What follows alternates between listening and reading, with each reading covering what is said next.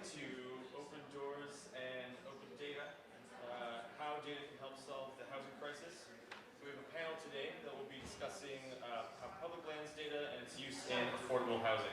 I'm Josh DeGario, Principal Consultant at the Open Data Institute, and I'm moderating the event today.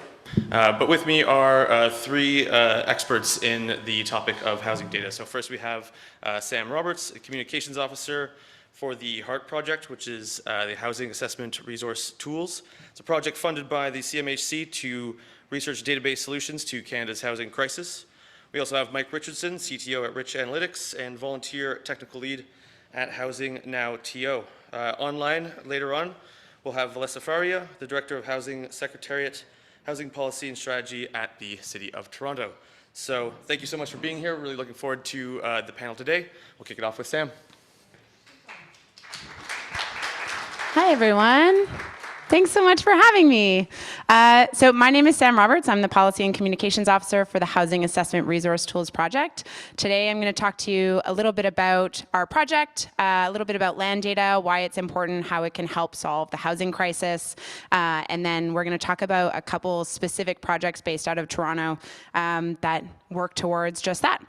So first and foremost, I'll talk a little bit about the HART project. So as Josh said, we're funded by CMHC. We have 3 online free tools that help communities across the country to figure out what their housing need is and then address it. So that's a housing needs assessment tool, is a census-based tool that you can go online, hart.ubc.ca, look up your community and see what kind of housing your community needs. And that is for certain incomes, so how much does it need to cost, how big does the housing need to be, where does it need to be. The property acquisitions tool is a policy-based tool that helps communities and levels of government, all 3 levels of government, to understand how they can create a supportive acquisitions environment so that they can preserve affordability that already exists in their communities. And then the land assessment tool, which is the one I'm going to go into further detail in, is a mapping tool that helps map all 3 levels of government public land so that we can understand where land exists and maybe consider it for affordable housing development. So just want to kind of start with the problem. Any folks that are from Canada would definitely know, and certainly Josh, I know you experience this too in the UK, but housing is really expensive and it's very hard to find an affordable place to live. And the housing need in Canada is really desperate. In countrywide, there's over 1.5 million people that are paying more than 30% of their income on housing, which means that they are in what we call core housing need. And I took a screenshot from our housing needs assessment tool just for the Greater Victoria region. And this is from 2021 census data, 2021, census data, and it shows over 22,000 households in the Greater Victoria region are in core housing need. And you can actually see it broken down by the size of household and their income level and what their affordable shelter cost is. And so about 13,000 households that need just 1 bedroom at $1,000 a month. I don't know the last time anyone's looked for housing in Victoria. That is a hard thing to do. That brings us to land data. So I'm really grateful for the last session because you talked a little bit about assessment and land data. But to give a very kind of brief overview, functionally, land data, which is largely what we're going to be talking about today, includes parcel boundaries, so what the parcel looks like, who owns it, how big is it, and what is it worth. And it's really important because land is expensive. So you can see here, based off of this chart that this is done by McKinsey, that land can account for 23% of the cost of building any particular housing unit. And that number actually balloons to over 80% in kind of those high land value areas. So I live in Vancouver on the territories of the Musqueam, Squamish, and Tsleil-Waututh peoples. And in my property assessment with BC Assessment, I live in a very old house, and the land actually accounts for 98% of the value of my home. So it can be a big deal. Land is a lot of money. And when you think about how many folks are in need in Victoria and how hard it is to build housing at that $1,000 a month threshold, land makes a big difference. The lowest cost land is land that we already own. So land that is owned by the government is free. It's in the public trust, right? So that brings us to our land assessment map. And I'm actually going to try and show you, how do I switch windows here? Sorry, I'm a Windows user. I'm not familiar with that well. That's fine. Into the browser, yeah, thanks so much. Yeah. Beautiful. So this is an example of one of our 12 land assessment maps. You can see I just chose Gatineau. It's one of the better ones in my personal opinion. And so you can see here, all of these little dots represent parcels of government-owned land. And again, we've mapped all 3 levels. This is pretty uncommon. Most land mapping that is done across the country shows 1 level of government ownership, but there's a lot of opportunity to assemble land or to work collaboratively between levels of government in order to create affordable housing development. So I'll zoom right in. You can see on the maps, it actually goes down to the parcel level. And you can click in and take a look at the parcel. It'll show you here the address of the parcel, how big it is. This is occupied by a 1 to 2 story building. All of the parcels that you see are either vacant or occupied by a building where housing could be built on top. So this one is occupied by a low-level building, and it's owned by the city. Something that we've done in all of our research and all of our mapping is discovered that municipalities actually have a huge amount of government land that is available for housing and suitable for housing. It's not actually necessarily those higher levels of government. So there is a lot of responsibility at all 3 levels.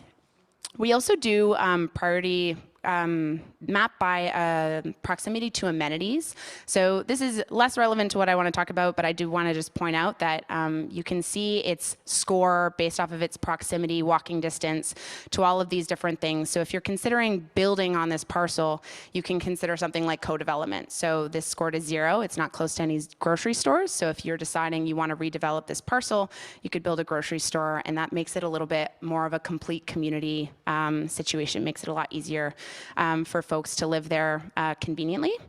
And now I want to go back to the presentation. Thank you.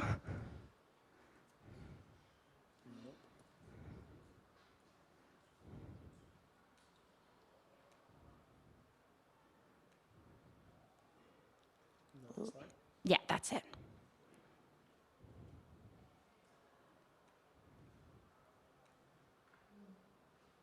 That's it, yeah.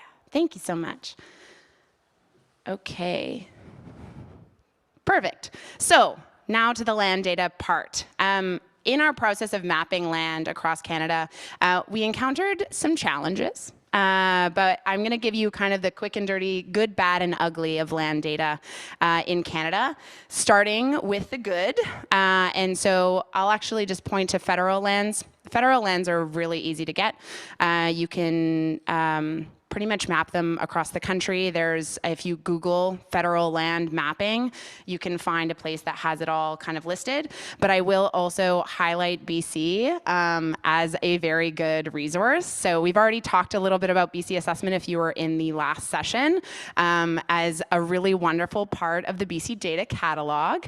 And so in BC, we did our initial prototype with Kelowna. And the nice thing about BC Assessment is it's done annually. The data is free or really cheap to access, and it's generally very high quality. So it's really easy for us to go in, get that data, and map any public land in British Columbia.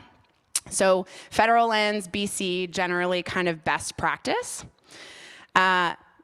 So you can see here, that's exactly what it looks like just for the lower island here. This is a map of federal lands here. And so the green is in parkland, and then the red are parcels of other government land. So going into the bad, Alberta. I'm really sorry. This is just based off of our experience. I'm not saying Alberta's a bad place. I'm just saying it's very hard to find land data. So we mapped land in Calgary and Edmonton, and the municipalities were great. It was really easy to find the municipal land and the federal land, of course. But in Alberta, transparency was an issue. We could not find provincial land in Alberta. We couldn't figure it out. We've talked to every municipality. They've talked to folks. We've talked to MLAs. Functionally, the Land Title Office in Alberta, which is immune to freedom of information requests, I might add, only gives out information about public provincial land to the province. And so, you know, go away was the answer that we got. So on our Alberta maps, you're only able to see municipal and federal lands. We don't even know if Alberta has land. They might not. It's hard to say. No one will give us an answer. So transparency, again, this is, you know, a challenge that we've encountered, Alberta being particularly bad. The next one that I'm going to highlight is Ontario, and so cost being a reason. In Ontario, unlike BC, it's kind of a semi-privatized situation. So Terranet and MPAC own and assess all the land in Ontario, and it costs money to access this data.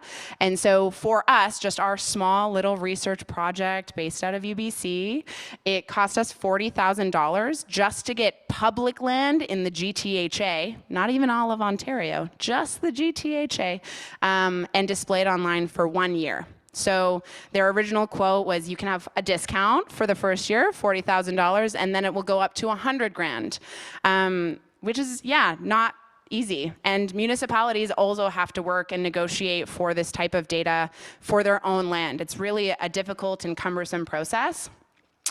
And so the cost is a big part of it, but I'm also going to point out the quality. So you may have seen on this last slide that unlike BC, Terranet actually updates their land assessment every 5 years. And because of COVID, they haven't updated it since 2016. And I don't know if anyone's been paying attention to how house prices have been going since 2016. They're pretty different. So, you know, there's a big difference in the value of houses from back then in the golden years to now. And then also from a quality front, you can see these two Toronto Stars articles pointing out that they went through all of these different assessments in Ontario and found a pattern that lower value homes were over-assessed and higher value homes were under-assessed. So there's definitely a question of that data. And as far as the quality of the data itself, we certainly experienced a lot of issues when we got that bulk data that we paid a lot of money for. It needed a lot of cleaning. It wasn't that great. We were very fortunate that we had data scientists working through it to clean it, but it's not something that's really easy to access. So that's the good, bad, and the ugly kind of across Canada. Obviously, what we've come to, there's an enormous need for housing, and land can have a big impact on how far we go on the housing crisis. And the data isn't consistent. It's just not something, there is no consistent policy from coast to coast to coast. You can see major gaps in the transparency of the data, the cost of the data, and the quality. And finding data, even just across provincial lines, can vary really widely. So that is all I have. I encourage you to keep in touch. That's our website. Look at our tools. But I'm going to pass it over to Mark.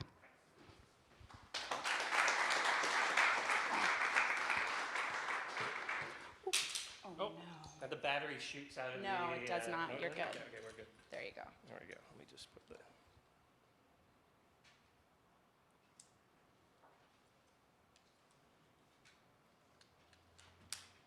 There we go. All right, so to the housing slides.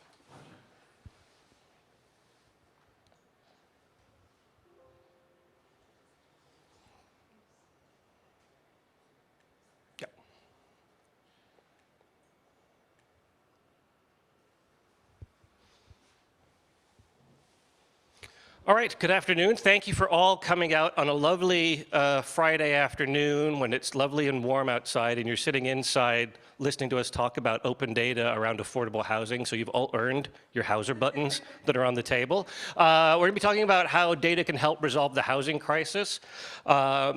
My name is Mark Richardson. I run a company called Rich Analytics. My day job is installing big financial systems for governments and insurance companies and banks and stuff. My hobby that has now grown wildly out of control is being an affordable housing pirate.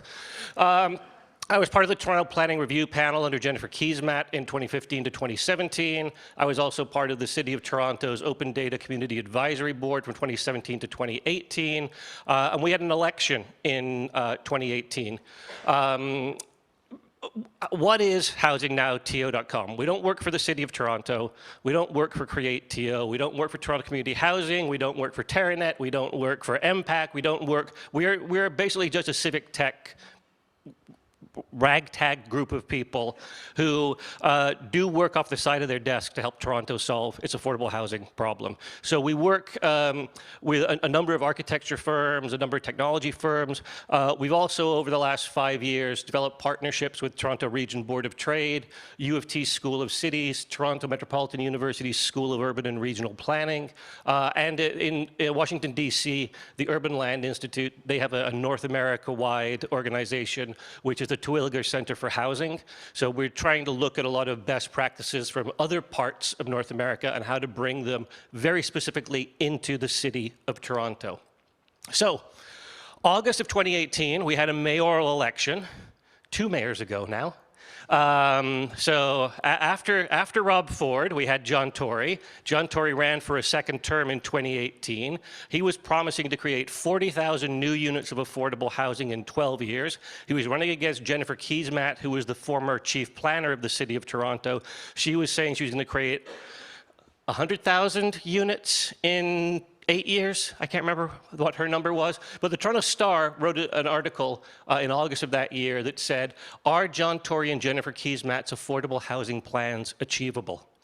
And on the open data side, we've been talking a lot, and some of you may have read a blog I wrote 7, maybe 6 years ago now, on open data for wicked problems, like stop doing dog and cat names and street addresses and start doing things that matter. So we said, we can't track people coming and going from the shelter system. There's lots of privacy concerns, but if the city is talking about surplusing parking lots and turning them into affordable housing, we can track parking lots, and do they change or do they not change? So John Tory won. And just after he was reelected in 2018, the City of Toronto launched his #1 priority Housing Now program. And as part of it, the city produced what the city normally produces, an Excel spreadsheet with 11 sites and very basic information about the #1 program that the mayor was announcing.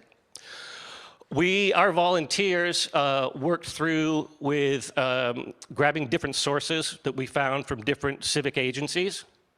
We then worked with Map Your Property, which is an open data-based tool. The Evergreen Brickworks Foundation had the Ontario Affordable Housing Calculator, which helped you figure out whether your building made any financial sense or not. And then we also worked with students from the Toronto Metropolitan University, planning students. And in just over 6 weeks, we produced a very simple Google map, which had all the ward boundaries, it had all the sites, everybody had visited the sites, we had photos, and we put it into Google Maps because we wanted it to be very easily consumable by the public. It needed to be as easy to find your nearest affordable housing project site as your nearest Tim Hortons. We didn't want people to have to learn new tools or new interfaces, and it was really democratic. The version that the mayor was using was going to be the same version that anybody could pull up on their phone. And we based this on a bunch of other tools that existed before. The UK National Housing Federation had done their comprehensive brownfield mapping in 2017, 2018. And we launched January 21st, 2019, so about 6 weeks after the mayor had first announced this site. People were surprised by this. Staff were really upset that we'd bought the URL Housing Now TO and the Twitter handle Housing Now TO. They had 8 weeks. Somebody probably could have spent the $50. We didn't buy it until the day we were presenting. So we had a very simple interface. It's really remained the same interface over the years. That's the affordable housing calculator that we used. I don't know if Evergreen has updated this calculator with latest construction cost numbers. And this was an Ontario-specific tool.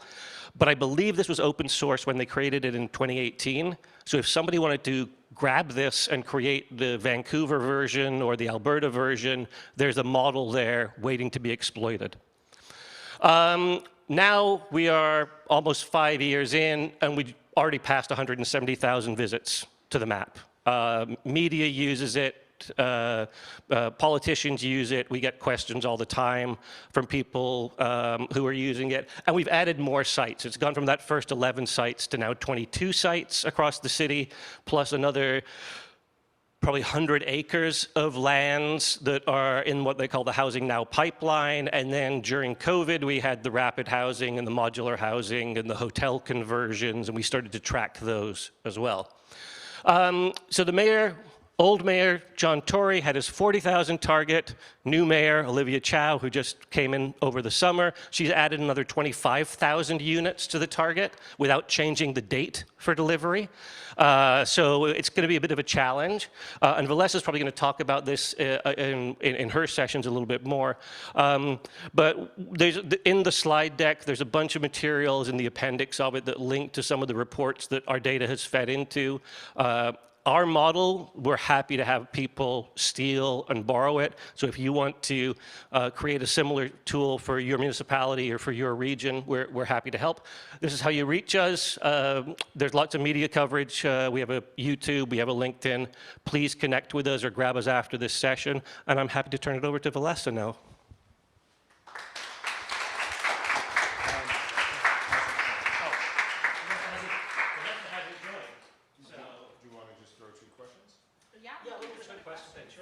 Just put a generic slide up or something, or we can go back to the original one. So Valessa did do a session yesterday. She did the session with, Valessa did the session yesterday remotely, which was about their housing data hub for the City of Toronto. A lot of the, I'm going the wrong way here. A lot of the stuff that happened from the Housing Data Hub received internal funding from the city in order for the city to start putting up more of its own data, because there were pirates outside who were putting up their own tools. It was got that kind of scrape it till they make it sort of attitude. So because we had gone out and done this work as a community organization, it helped encourage the city to create a formal version of it. And I'll just go back to the intro slide, I guess. Just so we have something in the background, and then we can do some Q&A.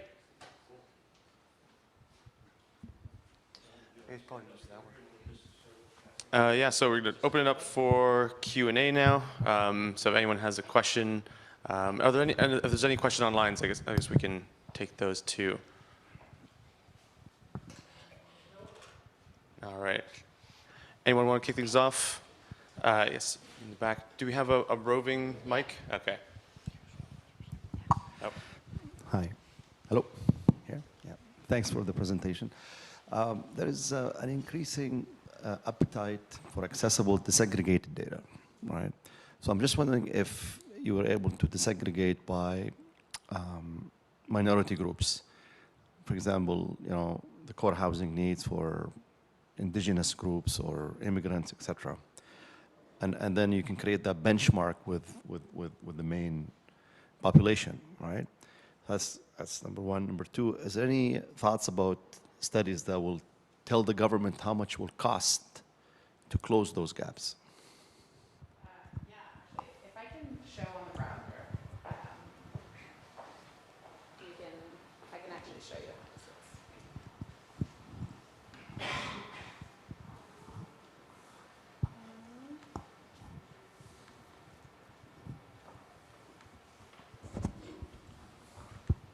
All right, so I'm just going to show you our housing needs assessment tool because that answers your question. So this is our website. Any one of you can pull this up on your phone or your computer. You can see our map here where you can just type in anything, any municipality or region. So I'm just going to go to Victoria here, automatically updates, and it kind of shows you all of our outputs. And the very bottom one is the one that matters the most. So this is actually broken out by priority populations. So you can see all of our data is disaggregated. The census is the most reliable source of disaggregated data in Canada. And we did functionally a custom census order to get this data and to share it publicly. So you can see in the city of Victoria, the city has about a 19% rate of core housing need. And then you can see that for the most part, minority and marginalized groups face greater housing need than others. What a surprise. So single moms, which is pretty typical, face the highest rate. And in Victoria, it's the very elderly, which Having grown up on the island, that is not surprising to me. But yeah, so you can see all of that, and you can actually also break that information down by their incomes. So you can tell which kind of marginalized groups, if you're building something for seniors, for example, you can see how much they can afford. So that's the first question. And the second question, sorry, can you repeat your second question? Oh yeah, the cost. Yeah.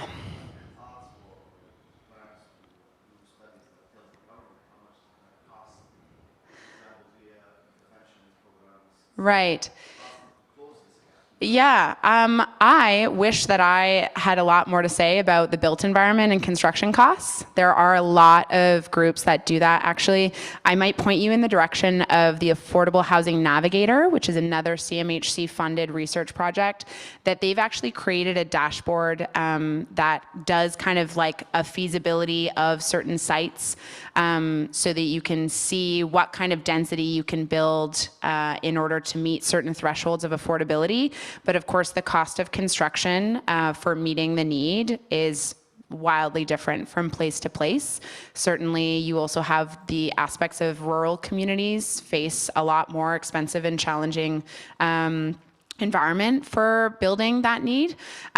Functionally, we're kind of at the policy level creating supportive policies for affordable housing so that we can build more of it, and also preserving existing affordability. That's a big one for our project because it's almost impossible to build housing that is as affordable as housing that was built 40 years ago and is still good. And so it's kind of a combination of making up for the lost time where we weren't building and preserving existing affordability. There's all sorts of reports that will tell you the billions and billions of dollars that it'll cost to do so. But that is not our particular. We actually use some of the HART data in our advocacy work. So in the city of Toronto, for example, that 65,000 units, the city has put a $36 billion target on creating those 65,000 units. So if you take your 36 billion, you divide it by 65,000, that's about $548,000 per unit on average. The city just announced a project, 40 units in Parkdale on an old liquor store site and parking lot, and it's going to run for a studio one-bedroom units, they're going to run over $600,000 a door. Yeah. That's the face I make too. And those units 10 years ago cost $210,000 to make. So when we're talking about these gaps, and we actually use the HART data with when the census turned over. So the original HART was all the 2016 numbers. When the 2021 numbers came out, it was in the middle of our mayoral by-election. And there was a phone call on the bat phone to UBC and said, can you do the City of Toronto numbers like in the next 3 weeks while this election's on? And we took all the major mayoral candidates out on tours of some of these surplus land sites that we'd identified, but we were using HART data and some of these charts to inform the need, saying this area requires this kind of housing. The stat for the City of Toronto is that we need 210,000 new apartments that rent for under $1,700 a month. That comes from the HART data. Put up Toronto behind you. Yeah. Okay, yeah. So the numbers are terrible and the numbers are terrifying, and the numbers only get more and more expensive the longer you wait. But that actually is a really good motivator for politicians. We've found that if you can show them that this building, if you'd approved it in 2019, it would have cost this much money to build. You dragged ass for 5 years, and now it's going to cost you 150% of the 2019 cost. So time is money, time is units. You need to move things faster than you're politically comfortable with. Mark, we do have the City of Toronto is ready to present now. Excellent. We will pass it over to Vanessa then.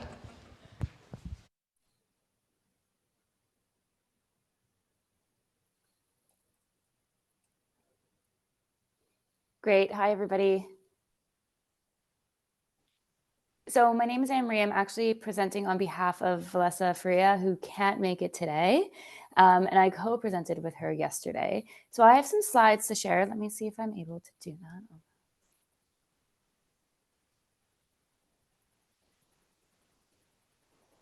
Okay, great. So my team is part of the innovation team at the City of Toronto, and we were a group or a team that has worked really closely with Bloomberg Philanthropies. So since 2017, we had gotten a grant through Bloomberg to really bring in human-centered design in the city. So we worked on like big civic challenges, and sort of we had different clients and different divisions, and we wanted to sort of work on different products and really support divisions as they kind of work through this new methodology. So that's a little bit about me, and I currently lead that portfolio and the team. So a little bit of a background, on the Toronto Housing and Homelessness Challenge. So there is a lack of housing options for low and moderate and middle income households whose needs are not being served by the private market. So almost 10,000 individuals experiencing active homelessness, that's as of August. About 48% of Toronto households are renters, and 40% of renters are living in unaffordable housing. 1 of 3 Toronto's owners and renter households experience affordability issues, and almost 1 in 5 Toronto households were in core housing needs. Indigenous residents comprise an estimated 0.8% of the city's population, but represents an estimated 15% of the city's homelessness. Black Torontonians comprise 9.6% of the overall population, but represent an estimated 30% of the city's homelessness population. So what is the city doing to address this housing crisis? So Toronto created a housing strategic plan. The Housing TO 2020 to 2030 Action Plan. So it provides a blueprint for actions and investments across the full housing continuum. Focuses on 3 things: increasing the supply of affordable and supportive homes, protecting existing supply of homes, and helping renters. The new housing supply is targeted to have 65,000 rent-controlled homes, including new rent-geared-to-income affordable rental and market homes. And if you can zoom in, and I'm not sure, hopefully you can see on the screen, but number 12 is really focused on improve accountability and transparency in delivering of housing services to residents. So that is going to be part of sort of what I've, over the last year or so, has really sort of supported the Housing Secretariat and their team to really kind of focus on transparency of data and transparency of information. So a key strategic priority of the Housing TO plan is to improve the transparency and accountability. Accessible and easy to digest data is critical. And I'll talk about sort of how my team began to understand easy to digest in a couple of slides. But we really began to understand the needs of residents, building stakeholder and public awareness of what needs to be done to address the housing crisis, supporting intergovernmental advocacy for new and sustained investment in housing, and then publicly tracking the city's progress on meeting its housing targets and whether they are resulting in improved outcomes for residents. And I have a quote from Valessa here at the bottom that good data ultimately helps improve lives. Great. So a little bit about sort of my team and our approach and how we work and sort of how we brought our approach to developing this product. And so we work in 3 sort of circles: understand, generate, and deliver. So we look at, in the understand, I find, is the kind of core of what we do. At the understanding the problem, we look to our end users. We want to understand sort of what problem are we solving for. And everything from how we recruited, and we'll go into that in a couple of slides, who we spoke to really understand the landscape of what we're trying to solve for and who we're trying to solve for. And then we get into generate, and this is where it becomes a little bit fun. We begin to ideate based on our insights. We prototype, we test and refine. We get challenged often, as we should. We look at and I'll go into this again in our slides, and Mark was part of our research team here. But we begin to test and refine and test and refine, and then prototype again, and then sometimes go back to the drawing board and go back to IDA. But it's a really iterative process because we want to be challenged, right? This approach is not solution first. It is really driven by the end users and driven by data in every single point of these circles. And then finally, we pilot, deliver, track progress, impact measure, and then we don't let it go. It continues to happen. You can see the circle has an arrow that keeps going around. We continue to learn and we continue to track. So we're going to step back and go into that first circle of thought and listening to our end users. So we began this project back in 2020 and at sort of a really, really high level. And we looked at ways that we can sort of start recruiting people with lived experience. And we did different recruitment methods, City of Toronto Facebook page, Instagram, Twitter. We used physical flyers. We posted in community centers, food banks, in multiple different areas in the city. You can see here. And here at the bottom are the different community centers, community housing agencies, and food banks that we have posted. So we had 138 responses, 100% completion rate. And you can see on the slides here, it's kind of we really tried to understand who was really interested in the data.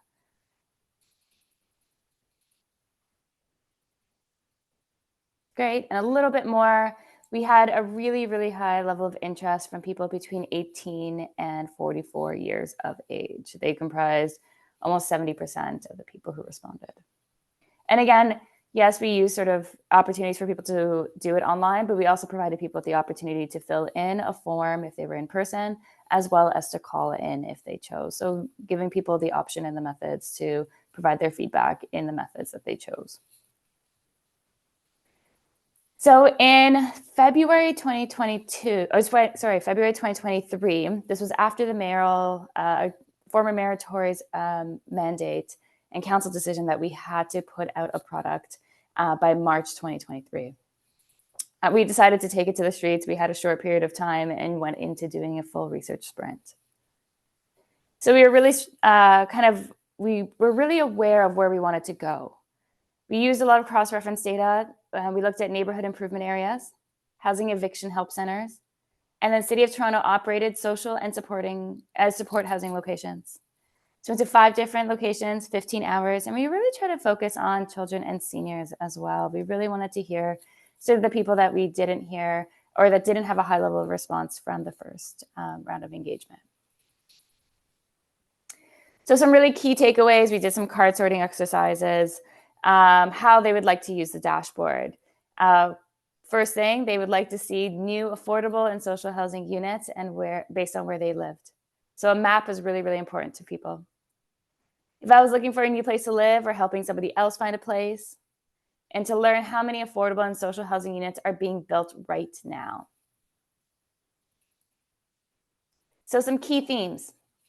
Residents are most concerned about what's happening in or close to their neighborhood. And if they were looking to move, they want to stay within their neighborhood.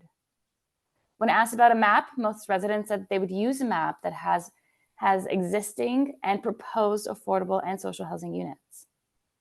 Many residents were confused about what constituted affordable.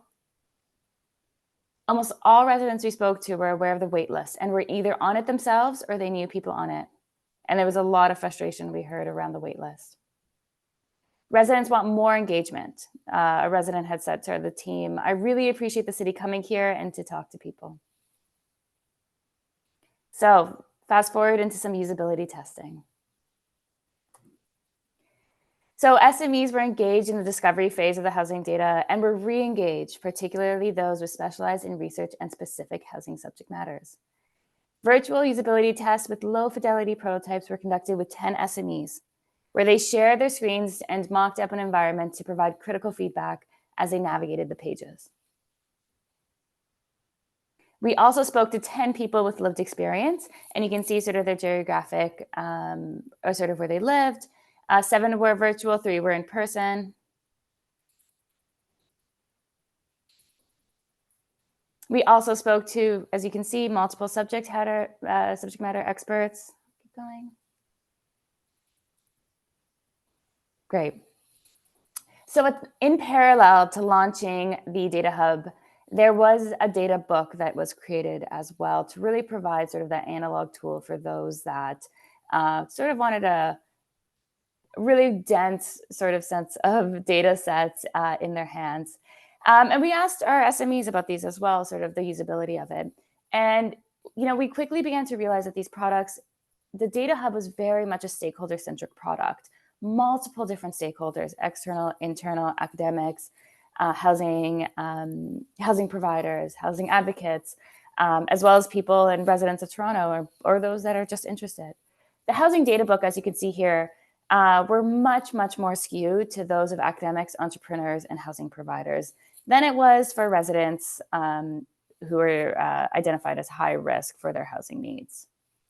So we really wanted to make the Housing Data Hub something that residents can really, really focus on and really find helpful. Prototyping. So this is what our version 1 looked like. And again, we used Figma to help mock this up. Here's what version 2 started to look like. And you can see how we went from, it began to look a lot more cleaner and simple. And then more of version 2. And then version 3. And this is most alike to sort of the work that we've done and what it looks like today. And you can see here we have the housing map. And what I really like around this one is the toggling at the bottom. You can look at libraries, schools, transit stops, and wards. So in many of the prototypes, we really took our SMEs and people that spent time kind of giving us their feedback. We really did, after each session, sort of revise it, take into their information into account, and sort of quickly iterated and then prototyped another one. And as you can see here, we take sort of really, really granular information and as much as possible. And I have some others. Great, so this is what the Data Hub looks like now. If anybody were to visit it, we just did an update this week. So it's as of 2023 Q3. In September this year, we also launched the Housing TO Action Plan in a dashboard format. And this was really interesting because we actually took something that was a really dense policy document and really tried to make it as visual as possible. And if you click on one of these squares, it opens up into the large data set that has the targets and where the city is meeting us where they're at. Now, one thing to note here is, as you can see, there are some red squares here. And I think this was our biggest challenge at the city. And VLS is a great partner, but with other divisions, sometimes people don't want to share data. And they don't want to share data that where they feel like they're not meeting the target. They're really scared of being transparent in that way. And I think that's just a culture. And I think that's just sort of, sometimes, an issue cities face, and I speak to this to the Bloomberg network very often, is that cities don't do a great job collecting data. And people are really reluctant. There's no overall data architecture at the city. There's no data governance. So each division, and sometimes each team within a division, has their own standards. And that bringing everybody together in many different divisions to get one product in and sharing data with us was the biggest challenge and our biggest hurdle to get the Housing TO Action Plan live. And then what's our plan to keep this sustainable and growing? We know, and I'm hoping that we have created a collaborative environment within our divisions. And allow for open communication. We use regular team retros, allow people to be accountable, and create open channels to ask questions. We want to make sure that everybody's tied in a common goal and commitment from leadership. And, former Mayor Tory did only give us 3 months to launch this product, but what it did do was really push people to get everything kind of consolidated and everything in one place. Was it stressful? Yes. Is 3 months ambitious? Absolutely. But we did it, and it really, I'm hoping it really changed the way that people has seen data and changed a bit of the culture within the city. And we have a continuous commitment for user research, commitment to growth of the product through additional data sets, commitment to testing and iterations before implementation, and we are committed to a multi-stakeholder centric environment in all of our products. Great. So if you have any further questions, folks, please don't hesitate to reach out to me. But yeah, I'm available for Q&A.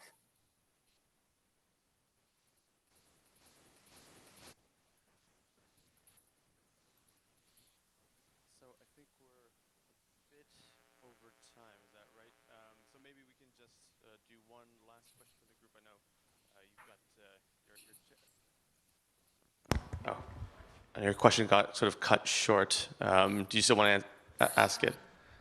I guess, so one is I'd be happy to chat. I'm with the city of Edmonton. I don't know if we can get you Alberta data, but as we're sort of exhausted about asking, happy to try and help further with that. And then my other question is kind of related to the previous one in that you said you did a custom census order for that disaggregated housing need data. Is that available to everyone? Like, do you have it for every census subdivision?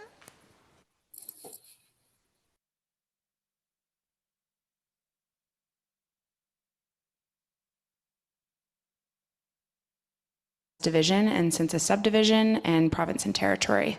So you can see all of it. If you have data scientists on your team, they can go through and do custom stuff with it. If your community is also doing any kind of federal funding, we've been funded by CMHC to do custom deep dives into our data as well. So is it beyond 2020 files that you have available? Or? Both Excel and Beyond 2020. Okay. Yeah. Okay, thank you. Thanks. All right, I think we'll have to wrap it up there. Feel free sorry. to come on and say hi. It'd be really nice to meet y'all. But thanks so much for your patience and come in to join us today. Yeah, thanks. Thank you, everyone.